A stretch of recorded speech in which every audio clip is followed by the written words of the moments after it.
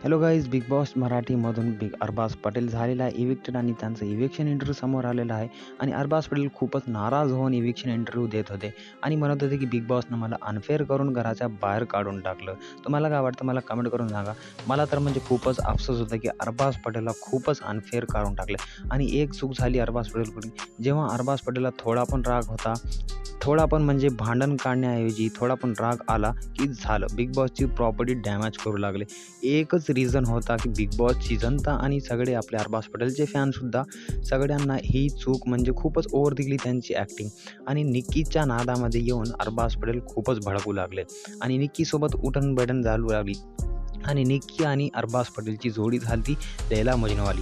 त्यामुळे बिग बॉसची जनता आणि सगळे फॅन फॉलोइंग त्यांना वोट केले नाही, म्हणून आता त्यांना वोटिंगद्वारे खूपच कमी वोट भेटले, म्हणून बिग बॉसने त्यांना घराबाहेर काढून टाकलं. या गोष्टीला आपली निक्कीसुद्धा खूपच नाराज झाली. तुम्हाला काय वाटतं की निक्की बाहेर जायला पाहिजे की आपले अरबाज पटेल बिग बॉसच्या घराबाहेर गेले हे चांगलं झालं? मला कमेंट करून सांगा.